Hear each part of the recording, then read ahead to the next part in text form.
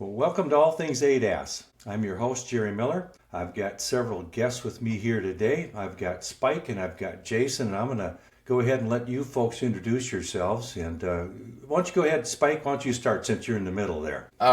James Spike Rodas with OEM Calibration, in the industry for 38 years, and our company does it a little different. We use all OEM equipment, all OEM tooling, all OEM workshop manuals, just trying to make sure customers out there are safe. And where are you out of? A home base out of Omaha, Nebraska, but I go all over.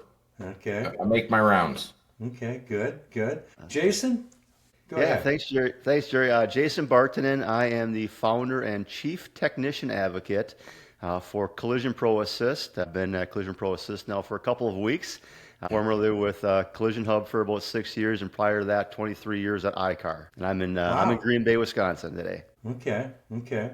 Well, and I'm in Florida since I retired, but I try to host some things here. So I've got tons of questions, and I don't know what any of them are, but I'm going to start asking them anyway.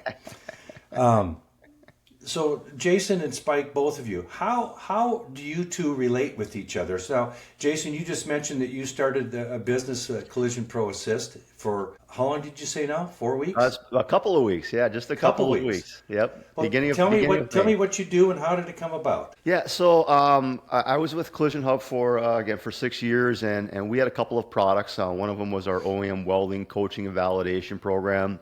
It's a remote mentor kind of program where I work with technicians via Zoom or via Google Meeting or Microsoft Teams or whatever different applications that they might be comfortable with. And I sit here in Green Bay and we have coaching sessions through welding, and I watch technicians weld. And again, with the technology as it is today, I can tell technicians, slow down or speed up or change your gun angle. And that's a program that we had at Collision Hub that I've taken with me, transported over to Collision Pro Assist, as well as we also at Collision Hub we had a program called Pick Attack, which was a texting service where technicians, estimators, managers, owners could text in technical questions, upload photos, upload videos, and we'd help them kind of get procedural clarification, answer questions on, is there a sectioning procedure? Is calibration required? What are the required inspections following collisions? And I've taken those two programs and brought them over to Collision Pro Assist and kind of reimagined the Pick Attack service, and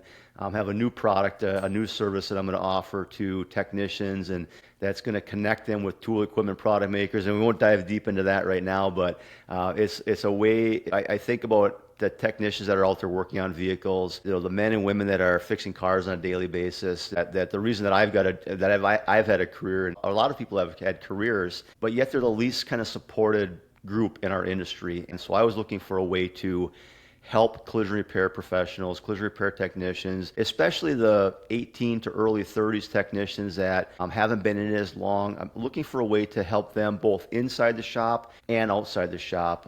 And it's been a whirlwind couple of weeks, and I'm incredibly excited about it and looking forward to rolling out and connecting with more technicians, and again, building something for them and getting their input on what they want that to be. And I really want it to be designed by those technicians as well. Do you see your customer as the independent body shop, or do you see your customer as a dealership, or both? I see it as both, but again, I'm really focused on the technicians themselves, and arming them with the knowledge that they need to successfully execute repairs. And so often I see technicians, whether it be on social media, whether it be in a shop, and they get to a problem on something and they don't know where to turn. And so oftentimes they turn to their peer in the next stall and have them come over, or again, they go online and they ask a question, and a couple of things happen. They get beat up pretty honestly. If they post something online and you shouldn't be working on cars, you don't know what you're doing.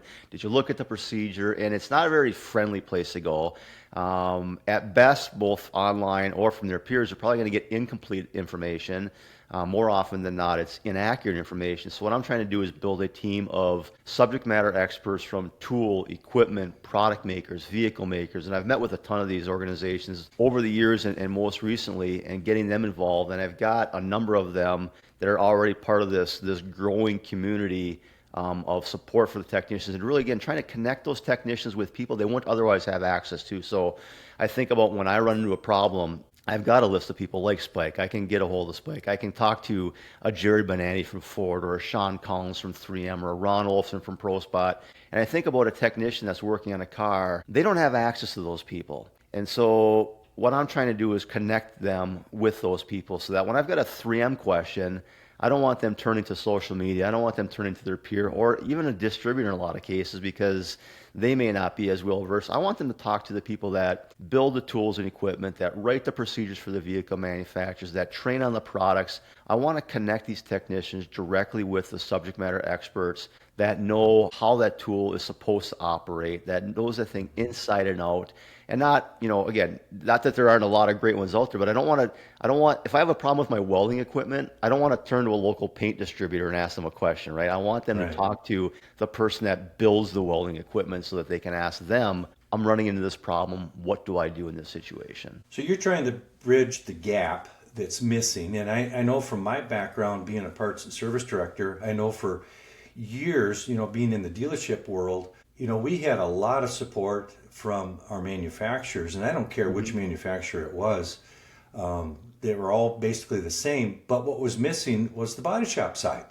Yeah. And, we always had the mechanical side. We always had that bridge that was gapped, but the body shop was kind of left out there to your own, and good luck. We hope you get it right. Yeah. Was kind of the attitude. And about the first time I really saw something change there was when, in this case, Ford came out with the aluminum bodies and so on and so forth. A lot of conversation about that. And there again, the body shop was left in the dark on how to fix those. So they were just kind of, trying to get their way through that. And then we got a little support. I'm not trying to bash that, but I'm just saying the body shop has always been left kind of in the dark on procedures. So that's always a challenge. But and Spike, you might want to be able to add in on some of this conversation too, on what you see or have seen. I think they've gotten better, but there's still a huge gap. So I think what you're trying to do, Jason, is good. I'll throw one question out and I'll let Spike talk. In that scenario, if I'm a guy in a body shop working and I run into a situation and I'm the young guy and the old guy next to me doesn't want to give me any tips, so instead of turning to YouTube, how in the world do I find you? So those are some of the questions.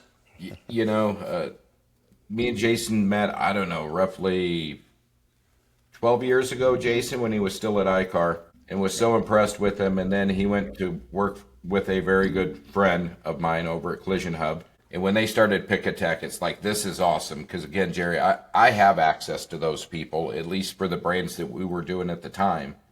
But other people just don't have that.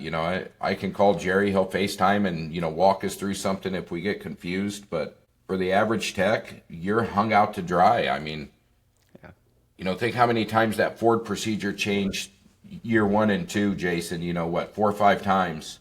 Yeah. And people were just getting so confused, what's the right one? I did it this way last week. Well, why is it different this week? And to have that olive branch is pretty awesome. I was just going to kind of carry on a little bit more with that. So, again, I think about that F-150, right? And that was a little bit different because that vehicle was released it was a 2015 was the first year model that came out. At the time, I had been working on an F-150 training program with my team at iCar for a couple of years already. But again, we did a great job, I think, preparing, but there still were a ton of gaps.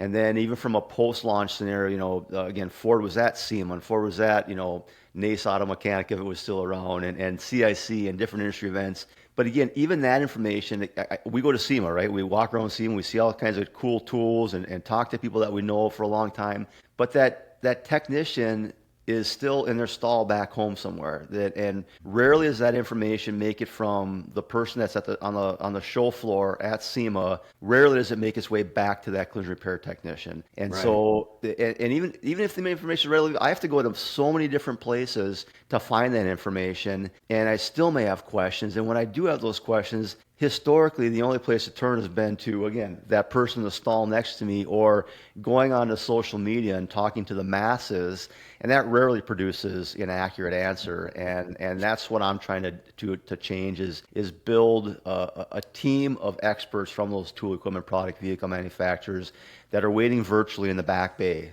for me. So when I have a question, I can lean on them rather than Bob over here who's been working on cars for 30 years and first Right. started fixing stuff with oxyacetylene torches. But unless back to an independent shop again, or even a dealership too, you go back to how does that guy in the shop really get in touch with either one of you on what to do? Or he might be confused, he doesn't know what to do, and of course he's on a flat rate, he's trying to make time, he's trying to put some money in his pocket, and even if he is a guy that wants to fix it right, and that's his focus, let's do the job right, not just see how fast I can get it done. How does he hook up and know that either one of you are in existence out there to help them? Yeah, it's just we got to do a better job of yeah, we got to do a better job of outreach. We got to get in touch with them, and we got to get in front of the technicians' faces. Again, they don't have a lot of interaction with the industry, and unless they're very proactive and they want to go out and find those answers. And to your point, Jerry, like they're trying to get the job done, right? And a lot of these flat rate technicians feel like they don't have the time to go and research the information, try to find that.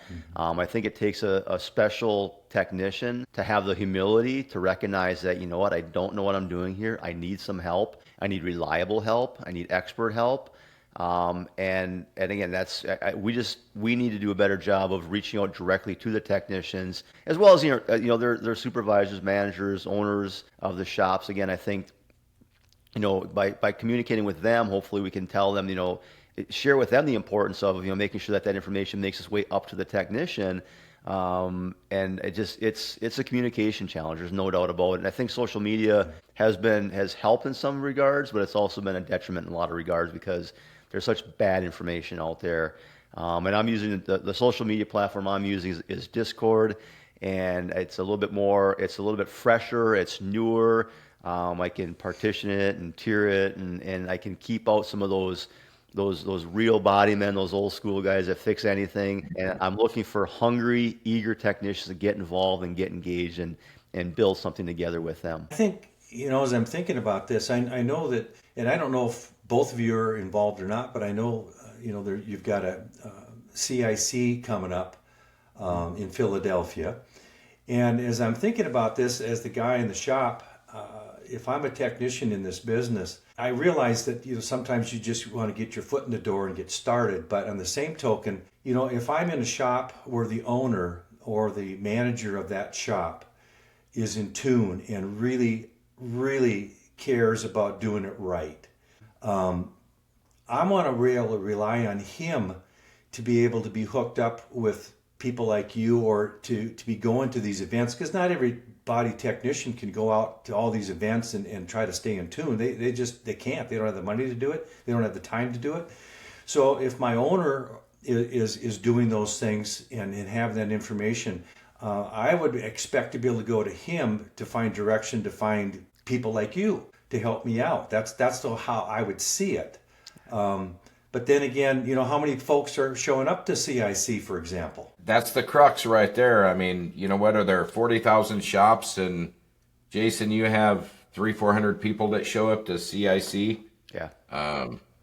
And maybe 75% of those are body shops, because you have right. vendors and automakers. Yeah, I think it's a lot lower number on the number of body shops. So again, it's industry people, it's you, it's me, it's the Exaltas of the world, and the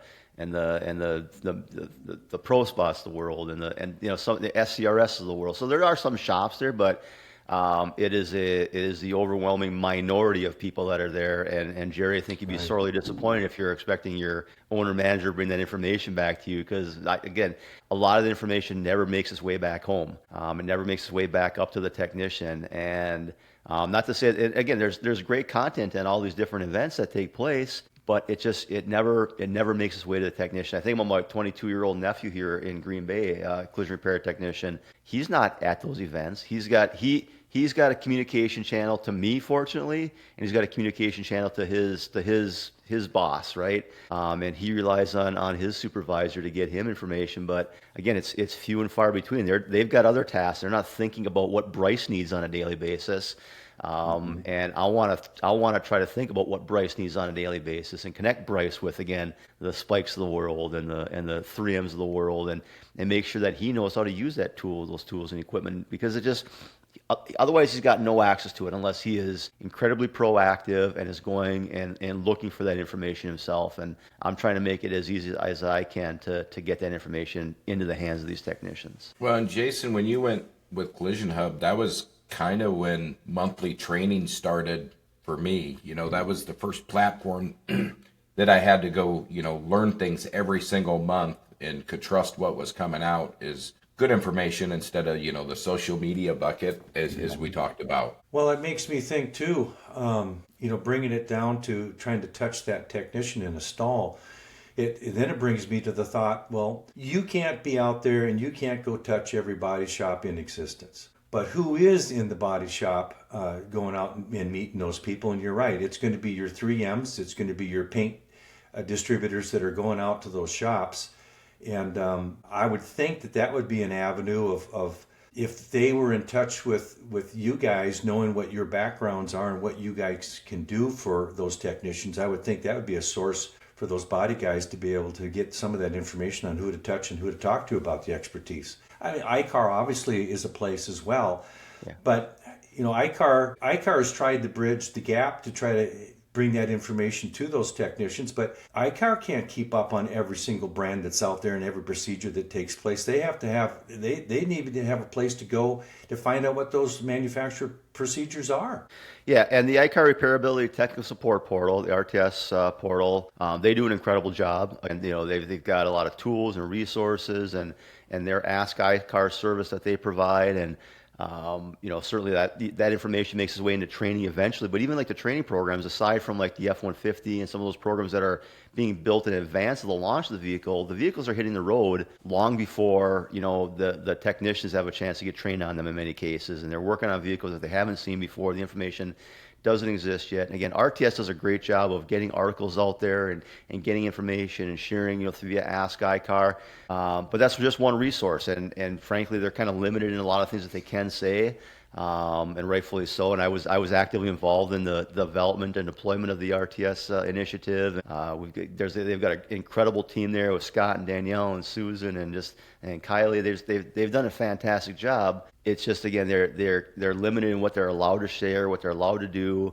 They're not as nimble as I would like to be, and that's one thing I'm trying to do is be nimble. And I've gotten a lot done on this back bay service that I'm offering in the last couple of weeks, because I get to kind of pick and choose and fight my battles, and I don't have to go through an approval process, and just kind of get that information out there and share it and just try to deploy it as quickly as possible. Because again, it's when the car's in front of me, I can't afford to wait for 6 months or a year till I get trained on it. I need an answer now. And again, I want to try to connect those technicians with the people that know the answers. If I can't find the answer, again, I want to connect them with the people that do know those answers. Well, let me ask both of you then, and you can take a turn each, but once I find out that either one of you are in existence and I need your service, tell me how that works. What do I do as a technician or a shop to utilize either one of your businesses? Go ahead, Spike. Jason, I'll let you go first, buddy. All right. Well, I appreciate it. Well, I've got a website, collisionproassist.com, and it's got a little bit of detail on there about the back bay program that I've got, my back bay service. It's got some information about my welding program on there. I'm also going to be offering some other tools. I'm going to do some customized kind of coaching with technicians.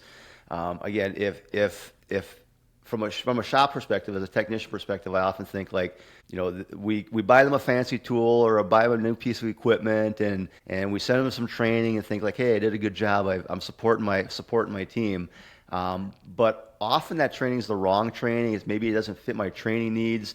So one of the programs I'm going to offer is I'm going to sit down with a technician and say, what are you struggling with? What are you challenged with? Is it a piece of equipment? Is it a new technology? Is it a new emerging technology? You're like, where do you feel that you're deficient? And again, hoping that technician has the humility to go like, you know what, I could really use some help on this particular topic. I'm going to take that back and kind of put together a training path, if you will, for them on whatever that is that they need, and really tailor a program to them. And it's not going to be me necessarily developing a training program and delivering a training program, but again, connecting them with those resources. If it's a 3M question, like, again, I want them to go to the 3M training, or I want them to go to the welding program if they need it. I want to customize and tailor that. And again, that's going to all be served up through my website. Same thing with the Back Bay service. And again, a little bit more about Back Bay. I've got 3 different tiers on there. I don't know if now is the time to kind of dive into it, but I've got 3 different tiers on there. I've got a Back Bay Pass level that technicians can subscribe to, and it just essentially becomes a newsletter, if you will. It's a read-only, but I can see everything that's been posted in there. I can see the conversations that are taking place between technicians and Collision Pro Assist, between technicians and tool equipment product makers. I can see the videos that product makers upload. I can see class schedules that product maker upload, but I can't communicate. I can't ask questions. I can't have that back and forth. At my Back Bay Pro level, that's priced the same as our Pick-A-Tech was at Collision Hub, so it's $40 a month. And then again, you get exclusive access to this Back Bay Discord channel, Back Bay Discord server, I should say, that has a number of different channels within it. And that allows me to now start asking questions. Again, is there a section procedure? Is calibration required? What's the material designation of this? What's the repairability? Those typical kind of questions that we would get from a Pick-A-Tech standpoint. I can ask those questions, but I can also start having those conversations with the tool equipment product makers. So if I've got a 3M question, I can ask at 3M what's this question. And I've met with 3M, I've met with Fuser, I've met with ProSpot and Saint-Gobain, and I've got probably close to 20 organizations that are in the Discord server already that are getting or are getting geared up to get in the Discord server to start those conversations, and again, connect those technicians directly with those tool equipment product vehicle makers. And then my Back Bay Premier level, that's going to open up all those different channels that are on there, as well as I'm going to do some monthly educational efforts. Have, again, whether it's Spike or a tool equipment product maker, talking to these technicians and having conversations and answering their questions in an open forum. I want to do special events. I want to do giveaways. I want to give them the opportunity if a tool equipment product maker has something new that they want, some testers. I want to connect those technicians with those tool companies to test that equipment, provide that feedback. I've got an area in here for new tool ideas. So again, who better to offer insight to a Dito Diaz from Goliath Carts or Steck? Hey, it'd be really cool if I had a tool that would do this. Well, those guys are innovators, and they're the ones that make those tools. And so again, if I can connect a technician with Dito, and they can build a tool that's going to make the technician's lives easier. That's incredible, And at the same time, I'm also trying to build some financial things in there. And I think about those younger technicians that maybe they work for a small independent. They don't have access to a 401k plan. They don't have access to retirement. Like, how do I start thinking about that as a 22-year-old technician? What does my world look like when I get older? Like, how do I start saving for retirement? And I've got a meeting tomorrow with a financial group.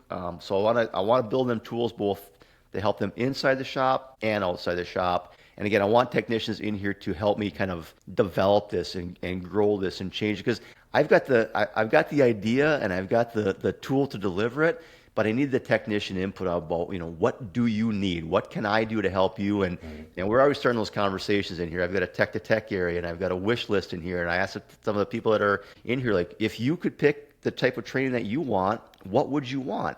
And one of the responses was glue pull repair. And so I've already talked to Kiko, and I've got Cam Auto, I've got Sticky Cold Glue. They're all part of this network already. And now there's an opportunity for me to connect them with these technicians. And I think our first Back Bay Premier, our monthly training, is probably going to be on glue pull repair, and have Kiko in there and have Cam Auto and answer these technicians' questions about it. and just really kind of help them with that new technology, and whether it's laser welding in the future or riveting or rivet bonding or whatever that technology is, just again kind of shape them and grow that. So I really love that you're going to have the financial side because yeah. I don't think schools do a great job. There's parents don't do a great job. So that's really cool. Yeah, and even like buying your first house or buying your next house, or I think about, again, a small independent shop. I've been a technician here for a few years, and my owner is thinking about retiring. Like, how do I go about? What's the process look like for me to buy that shop? Like, what do I, and rather than start at zero, I want to at least have some tools that are at their fingertips to go like, well, here's a few things to start thinking about, and here's kind of directionally where you should go and what you should be thinking about, and then just try to build a place for these technicians and give them something that they've never really had access to before. And Very cool. and Spike, before you answer that question, the connection then between you two is Jason, you're using Spike's OEM calibration as one of the experts that you use on the OEM calibration side of it. Is that correct? Yeah, he joined the Discord server over the weekend, and I've given him a role in there. And again, now I'm connecting him with technicians that may have questions about calibration, and even if they're wherever and they may not be able to use their service, like at least now Spike is in there, he can have the conversation with them about, hey, here is the procedure, here is the information, and again, documentable, and not just his opinion, but documentable information from the vehicle makers on how to do certain things. And now I got to ask another question before I let Spike answer the question too. Is now that Spike is in the fold there, so to speak. I was going to ask this later, but now I got to ask now. Jason, what's your favorite drink now that Spike is in the system? My favorite drink is in well, I used to be a beer drinker, but I don't drink anymore. So it's a lot of coffee, a lot of water, and milk. I'm from Wisconsin, right? So Oh, that's true. I'm a big fan of milk and dairy. Well, don't forget the cheese. I'm a cheese guy. I am a cheese head. I'm a happy cheese man for sure. Well, it looks like you've been wearing the cheese hat for a while, possibly. Spike, why don't you go ahead and how does somebody get in touch and be involved with needing OEM calibration on a job? What takes place there? I believe we'll probably throw out my email here sooner, along with everybody else's. Simply reach out. You probably know somebody that has my number. Again, our company, we do it a little different. Everything we use is truly 100% OEM. There's a lot of companies out there that say they are, but the targets might be aftermarket, might not be, might be using an aftermarket reverse engineered tablet or something, whereas ours is all straight from the manufacturer. And with the lawsuits that are happening currently going around, my job's to protect liability. Again, we're not going to guess on anything. Everything we have is going to be 100% documented. If there's any question about does it really need done, much like Jason, we're going to reach out to the engineer from that manufacturer and, hey, we had this question come up, what's your thoughts? And we're going to get something from them to kind of make sure that we're towing the line and protecting liability. Okay, good. Now, when you say OEM tools, I don't know what your list looks like, but I'm not necessarily expecting you to read off the whole list, but I suspect that the list is shorter on what you can't do for OEM than what you can do. And I suspect that most of the vehicles that are on the road today you can handle. Is that correct? Yep. And, every market's a little different. Some markets might not have Mercedes, so maybe it doesn't make sense to have a lot of Mercedes stuff in that market. But other than that, yes, we're covering everybody. Again, market dependent. You get into the high lines, that's a little tough, but there's not much that we can't handle in any market. And again, if somebody has if we don't have Mercedes or BMW in that market, all they got to do is ask, and we kind of sit down and go through the numbers, and we get it ordered. Okay. Jason, you mentioned kind of a personal touch of helping somebody on the welding side, for example, one of the things that you mentioned. Yeah. So does that mean you actually hop on a plane and fly to wherever it might be and personally help them figure out how to weld it? Or do you have somebody with a camera trying to show the weld and you're looking at it, or how does that work? Yeah, so we schedule a meeting much like we're doing right here, so I sit in this chair and use this microphone and this camera. I send the technician some Bluetooth headphones. I send the technician a phone stand. I have them position it so that I can see them and where they're going to be welding. We go through the welder setup, make sure they've got the proper electrode wire, make sure that they've got the proper settings on the machine, make sure that they've read the OEM procedures. We do this all on OEM material, so we're not using mild steel coupons, that are nicely cut and fresh. We're taking maybe I had to cut a uniside off a vehicle and I've got or a quarter panel, or maybe I had to order a whole uniside, but I only need the rocker panel. They make the coupons out of that material. So, and then we follow the OEM procedure. So if it's a Toyota vehicle, we're going to work on open butt joints. If it's a Ford vehicle, we're going to work on butt joint with backing. So the technician needs to do the OEM research to tell me, like, today I'll be welding on, kind of like a cooking show, like, hey, today I'm going to be making an open butt joint on a Toyota Camry quarter panel using 023 electrode wire, and like kind of walk me through what they're going to be doing. And then I watch them, and they make some test welds for me. And again, I can coach them while they're welding because they have those Bluetooth headphones in there, so I can tell them, slow down or speed up or change your gun angle. We look at the welds together. Heat effect has been a big issue a lot of times. So I've been working with some technicians, some seasoned technicians that have been in the industry. And again, much like myself, we grew up welding mild steel, thicker material, and it was all about getting adequate penetration, getting good penetration there so that weld holds. Well, now we're dealing with, 0.8 millimeter material that's, ultra high strength steel or high strength steel, and we don't want to put a bunch of heat in there. We need adequate penetration, but we don't want to have excessive penetration. And I'm seeing these technicians go in there and really burn in these welds, and we're doing more harm than good in a lot of those cases. So it's, we work together to correct them. And adjust their technique and get them to where they need to be. And the thing that I think is really cool about this particular welding program, and again, even the tailored training that I'll be putting together, is it's technician driven. It's at their pace. So I had a gentleman from Georgia that I worked with, one of my first welding students, and it was clear early on that this technician knew how to weld. And honestly, between the coaching session and his testing session, we've probably spent a half an hour, maybe 45 minutes together, because he was where he needed to be. I've got another technician from a different shop that we've now met 4 times for roughly an hour apiece, and that technician still is not ready to take the test yet because they're not where they need to be. They're still running way too hot. They're not taking the coaching as well as I'd like them to take it. And so it really is at that technician pace. It's not a matter of checking boxes. Yeah, we did this first, now we did this second. It's based on where are they at in their welding journey? Where are they at in their technician journey? What are their strengths? Where are their weaknesses? And let's focus on those things that they could use from an improvement opportunity standpoint. We don't need to spend a bunch of time on their strengths because they're already good in that area. And that's one thing I really like about this program is, again, it's OEM material and it's at that technician's pace based on where they're at in their journey.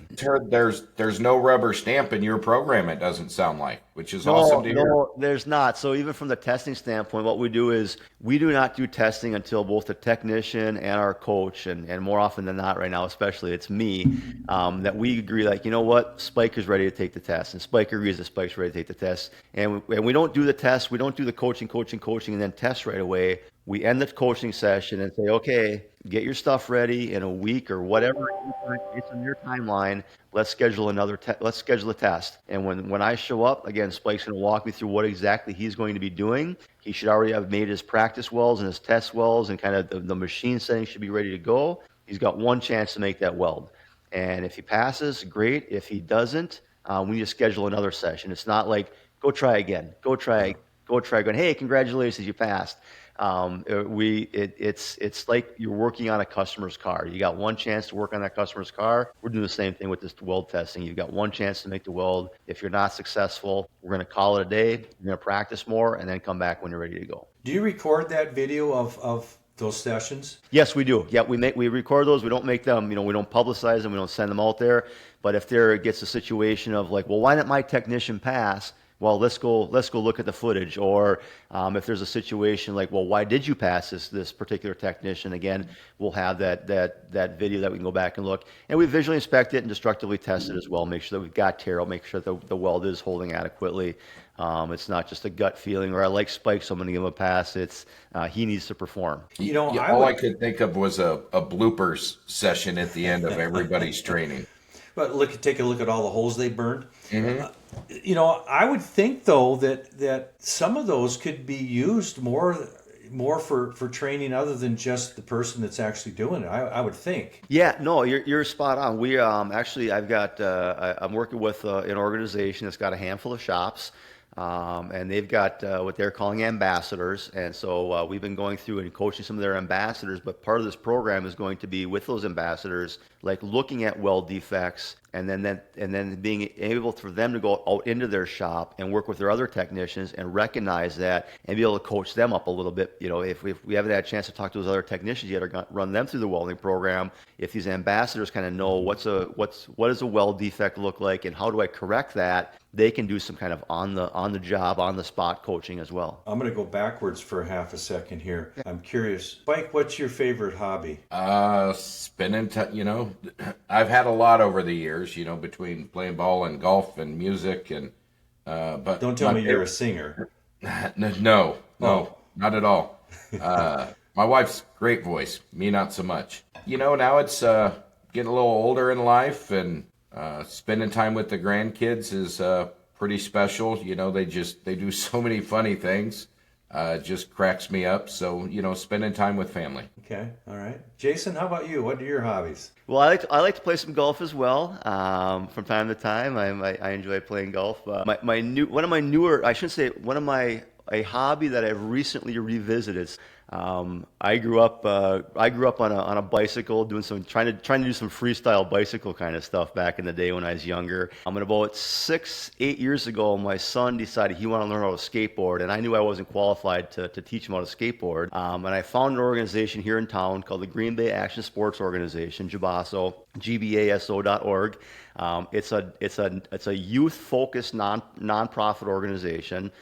We focus on kids' mental and physical health through action sports, whether that's skateboarding, BMX, inline skating, rollerblading, snowboarding, mountain biking, just kind of getting these kids out and about and getting them, maybe they don't participate in golf. They don't like golf. They don't like football. They don't like, organized other sports. It's creative and it gives them a bunch of avenues. So after 35 plus years, I bought a bike. I've been riding my bike at the skate park with my son while he skateboards, and I'm on the board of directors for this organization now, and trying to. It's always kind of been a skate park that had nonprofit status, and since with my nonprofit background, I'm trying to evolve it into a mission-driven nonprofit so that it's a nonprofit that happens to have a skate park, kind of reverse the scenario and do a bunch of programming. We're doing a bunch of stuff for local kids, and we had a ramp building project last week, so we brought in some kids that they didn't know how to measure and cut and use a screwdriver, and it's like righty-tighty, lefty-loosey stuff, and you see kids in there with their phones recording stuff, so we're going to do some editing stuff, and we've partnered with Mental Health America, the Wisconsin chapter, and we've partnered with the Einstein Project, and we're trying to really do a lot of programming for these young men and women in our community, and recognize that they're the next leaders of the area, and so I've been spending a lot of time volunteering my time and helping to just kind of nurture JBASO, and so I would consider that a hobby as well. Do a little bit of riding at the park and spend a lot of time just kind of shaping the future of area youth in Green Bay. That's great. I think I've played golf. You mentioned golf. I think I've played golf. It might be a stretch, maybe 6 times in my life, and that does not include miniature golf. I'm talking about real golf. Well, you weren't playing golf. You were out swinging a club. But now I'll put you on the spot, either one of you. Do you know what the diameter of a golf ball is? And no. I did not just look this up. All the way around, I'd say 2 inches. 6'8". Now, don't ask me why I know that. But you mentioned bicycle riding, too. I used to use the idea about riding a bike and balance. One thing you'll never find in this world, anywhere on the internet, anywhere, I don't care where, library, it makes no difference. You cannot find anybody that can instruct you on how to ride a bicycle. You can sit and watch. You can watch somebody ride a bike all day long, but until you get on the bike and actually understand and learn what the balance is, you don't know. You can know everything about it, but until you learn balance, which you can't learn from anybody else other than doing it. And the funny thing about that is life is so much about that is once you understand the balance of almost anything, it can make sense and it can work for you.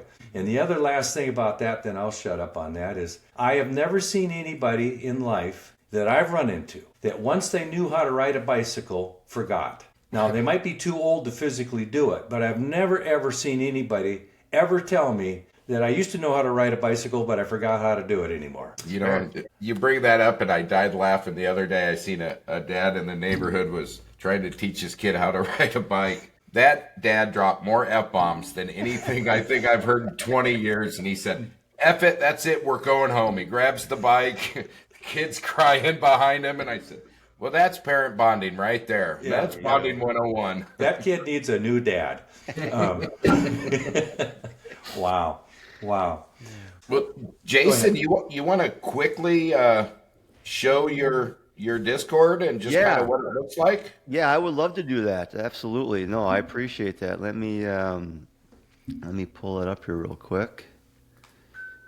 So the first time, just a heads up, Jerry, when you first time you see this, it looks a bit overwhelming, but it's not too complicated once you get in there. So this is Discord, and this is my server. These are some groups over here that I belong to. You'll see there's some watch stuff and there's some BMX stuff. I mentioned the BMX stuff, so I'm in some different Discord groups here. But this is Back Bay, and this is kind of the main tech support area here. So again, this is where technicians will come in and ask her, I'm working on a 2023 Ford F-150.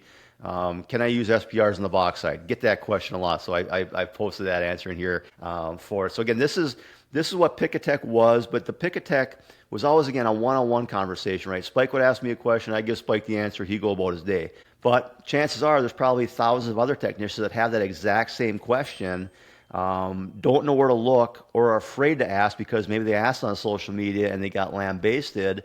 I'm not going to tolerate that kind of behavior in here. This isn't a peer-to-peer communication area. I've got an area here. I do have a tech-to-tech area in here, but this is a technician asking me a question, me finding the answer, me posting the answer, or again, a technician asking 3M, Ford, Fuser, ProSpot, Miller Electric, whatever tool equipment product maker that they've got in here, asking Spike about calibration. I can So is this searchable, I'm assuming? It is searchable, yep. I can come up here and I can do a search for F-150, for example, and it'll give me all the different threads that have had a F-150 question in here. So again, adding content, building it. I've been spending the majority of my time I've been meeting with, again, those tool equipment product makers to get them invested. I didn't want to have a bunch of technicians come here and have a blank space. I want to have a lot of content in here for the technicians. So I've got a handful of technicians, probably about a dozen or so that are using it right now. I'm going to keep growing that. I've also got somebody that's kind of building the back end of the Discord server for me and making sure that all the webhooks work and all the bots and all the stuff that's a bit out of my comfort level. But I've got an area for different vehicle manufacturers. I've got some Ford on targets in here. I've got some GM documents in here. So if I'm going into this and looking at this, I'd be signed up in your system to do this. Now, does this also mean that as you mentioned, you've got tool folks, you've got Spike, you've got some engineers and so on. Are they in this as well to answer some of the questions themselves personally, or does it all go through you, Jason, first? No, they're in here, or they're getting in here. Again, there's certainly OEMs. They've got certain approval levels that they've got to go through in order to get access to it. I've run into some firewall issues, understandably, for an organization like a 3M. But a lot of these people I've been talking to, because they've got similar backgrounds to me, right? They were techs or they've been in the industry and they want to help out. And so they're doing it on their personal phone, on their personal laptop. They're getting in here and getting involved. But for example, 3M they weren't able to get in here yet. They're working on it. But I just uploaded a bunch of 3M had asked me to post a bunch of material on their behalf on here. So I've got 3M videos in here from their YouTube page. Yeah, all these different videos in here. Ryan from 3M said, hey, can you upload these videos in here? Eventually, Ryan will be able to do it. And through webhooks and bots, also when people add something to their pages, it'll automatically feed into here in the future. I haven't gotten there yet, but we're working on that in the background. Cam Auto, I've got all these different organizations in here I've talked to, and I've had some more meetings set up. I've got the ADAS here, so here's our OEM calibration information. I've got a video here from an interview with Spike that he did with Body Shop Business, just kind of introducing him. And now Spike is in here. I've got him recognized as a role of OEM calibration. Now he can upload information, he can communicate, he can start having those conversations with people. Here's that wish list I mentioned, like what types of tools, equipment. And one of the cool things that happened, I got to share this part with you, because this is exactly what, I'll pull up in the big window so you can see it a little bit better. There we go. So when I was at Collision Hub, I had an organization called Sticky Icky Cold Glue reach out to us and say like, hey, I'd like to work with you guys and get my product on your website. And I watched the video and I went to the website, and I was intrigued. It wasn't connecting with me 100%, but I was intrigued. So I met with Mike, who owns Sticky Icky Cold Glue, and he sent me some product. He sent me a video. I brought it over to Northeast Wisconsin Technical College here in Green Bay, and I tried it out with a couple of students. And I'm like, this stuff is really cool. It's not like a hot melt glue, like a slide hammer where you put the glue on there, you put it on the panel, let it cool, and then do your repairs on it. It's a sticky ball, like not quite a golf ball size, but a little bit smaller than that. It's thinking of the old tar butyl tape, kind of. Yeah, but stickier. Yeah, exactly like that. And you put it on the other slide, you just pop it on, pop it off, pop it on, pop it off, and like it works incredible, right? So as I started launching this, I talked to Mike, and I got Mike in here from Sticky Icky Cold Glue.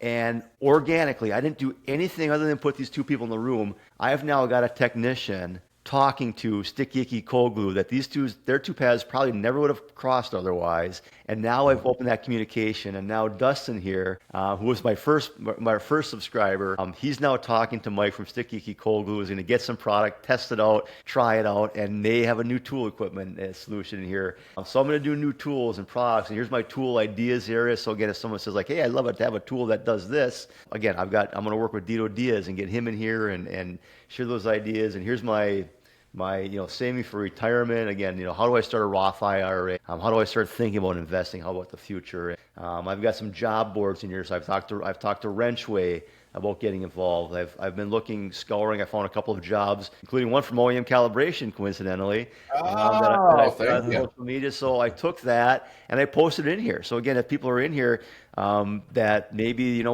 I've enjoyed being a technician. I'm looking for something else, and what better way to get into 3M or DeVilbiss or the Lord, than by connecting people with it here and promotions and giveaways. You mentioned the retirement part there. Obviously I can relate to that. My tip there would be is try to talk your wife into going back to work.